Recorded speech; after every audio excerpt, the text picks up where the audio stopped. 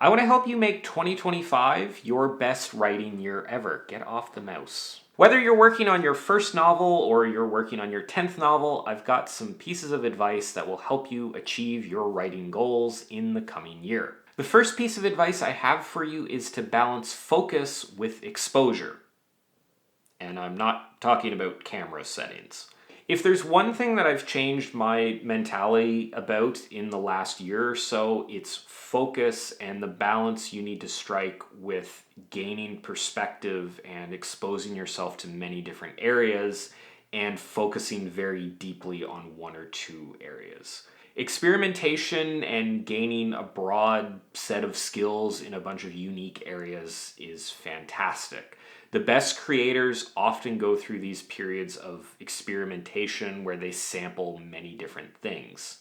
Experimentation allows you to bring in outside perspectives, but the most valuable skills and the people who produce the best work often do so after long periods of intense focus in a specific area. One example of this is I heard an instructor who does like computer 3D modeling training for visual artists. And he talked about how one of the things he recommends they do is read and write a lot of fiction, because in fiction, when you're writing, you have to describe the physical environment and describe objects. And that ability to describe and understand objects is really useful in a 3D modeling perspective. Another example, so if you spend some time practicing screenwriting before moving into writing a novel, that will help you bring a fresh perspective to a different domain of novel writing. Some of what you learn in screenwriting will only apply to screenwriting, but a lot of it will likely carry over to novel writing. And spending time working in screenwriting and also novel writing will give you more of a perspective than just spending time working on novels. All that being said, though, if you want to get better at writing novels, you have to spend a lot of time focused on writing novels. There's only so much skill that will carry over.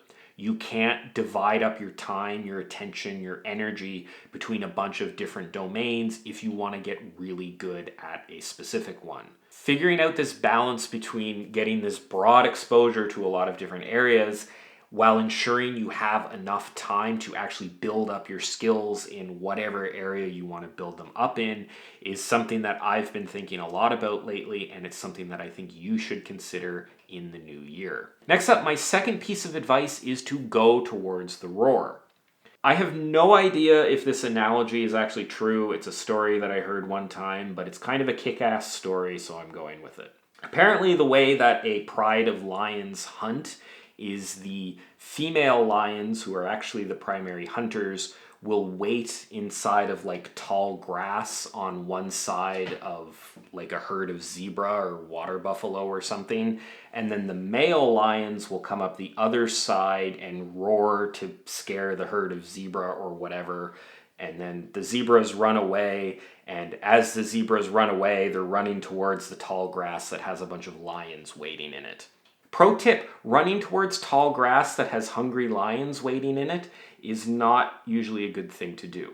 We often avoid the things that are scary or worrying to us, when in actuality, that's the direction we need to go in.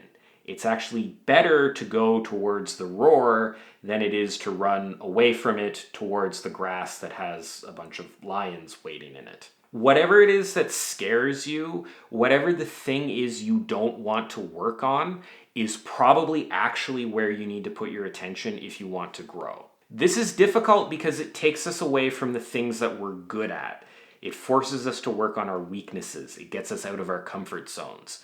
As a writer, maybe you're really good at dialogue, but you don't put enough attention on description. Maybe your novel doesn't need another draft. Maybe it's time that you get a critique partner and have somebody else read it. Maybe you've gone far enough with your writing skills and it's now time that you start looking at publishing. Whatever it is, what you avoid, what you aren't working on is probably what's holding you back. The instinct is to run away, but growth often comes from going towards these things. I mean, at the end of the day, there's lions on both sides of you, so it's going to suck no matter what. So you might as well go in the direction of growth. Next piece of advice is to be authentic. Writing is fundamentally about connection. That connection is often with other people, but it can also be with yourself. To create writing that truly connects, it needs to come from a real place. It needs to be authentic. There's a saying out there, no tears in the writer, no tears in the reader, and that's definitely true. If you yourself aren't connected to the work, if you aren't creating writing that resonates with you in some way, then it will never resonate with somebody else. You need to put something of yourself into your work. It could be your voice, your experiences, your view on the world, your perspective, whatever. That's how you create writing that moves people. Half of writing is meeting the reader where they are. You need to be understood. You need to connect with them in some way. You need to make sure they are picking up what you're putting down. The other half is bringing the reader to you. That's where authenticity comes in.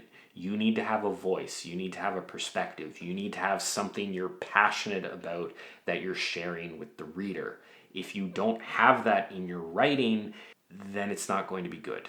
And lastly, my final piece of advice to send you into the new year is to enjoy the process itself. The most surefire way to live a miserable life is to put all of your focus on either the future or the past. You will hate every day of your existence if all of your happiness is tied to events happening in the future. Once I get this novel finished, then I'll be happy. Once I get published, then I'll be happy. Once I'm a bestseller, then I'll be happy. The problem with tying your happiness to the future is the future never actually gets here, and often when the things we're looking forward to do happen, they are either not as great as we thought they were, or the happiness they give us is quite fleeting and quickly goes away.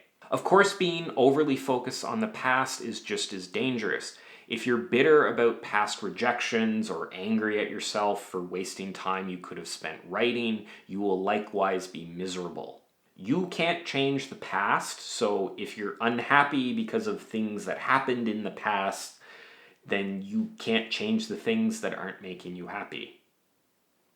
Just like I can't go back and re-say that line. You can't change the things that are making you unhappy. At the end of the day, all you have is the day itself. Well, not just at the end of the day, but you know what I mean. The people who find the most enjoyment out of life are those who find the most enjoyment in the process. Yes, they have long-term goals and objectives that they work towards. You need those things as a guiding star. And yes, you can look forward to and get happiness from outcomes or events that are happening in the future. But if you want to be truly happy, if you want to be truly fulfilled, then you need to get as much satisfaction from the process as you can. You may have noticed that I didn't post any videos last week, and I was fully intending to post my normal number of videos.